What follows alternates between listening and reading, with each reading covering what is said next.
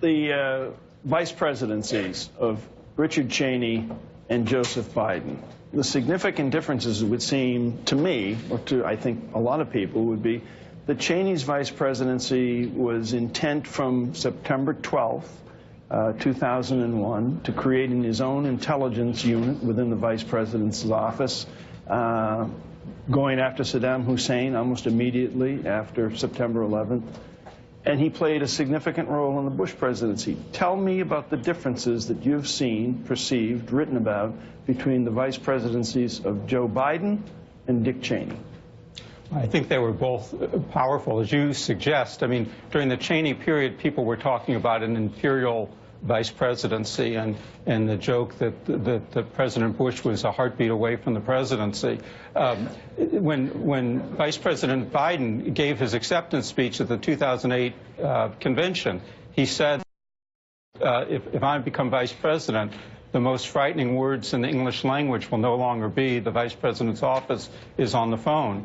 I think that Vice President Cheney's influence really dissipated. It decreased over time.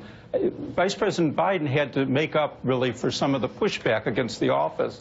I think he was able to establish a close relationship with the president, and over the 8 years has sustained that, where he's really done remarkable things, both in terms of his advising role and the assignments that he's taken on. When you have had disagreements with the president, and I know you've had disagreements with him, how long do those disagreements last or become personal? Do they become personal? They haven't become personal, because the thing I love about my guy is that we made a deal for real in the beginning.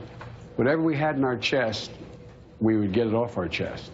And we hollered at each other. We have private lunches together. We disagree. But the advantage I've had, and I used to say this, I debated him and everyone else 13 times in that race trying to get the nomination. And if you go back and look, he and I never disagreed on a major substantive issue. We disagreed on tactic.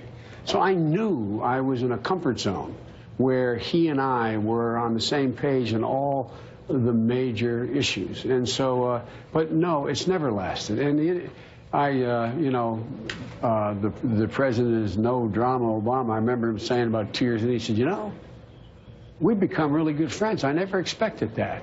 And I looked at him and said, dude, no. That's nice. But all kidding aside, there's a genuine trust. I trust him. He has character. I've never once worried that he was going to play a game with me.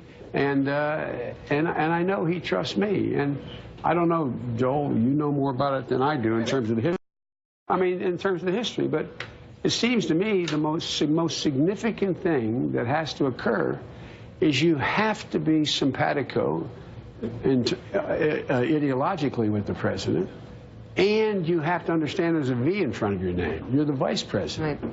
And the deal I made with the president was, if we ever had a fundamental disagreement on principle, I'd develop prostate cancer. No, by the way, you know me. I wouldn't, you know, if I had a fundamental disagreement, I'd find some excuse to why I couldn't do the job. But we never have.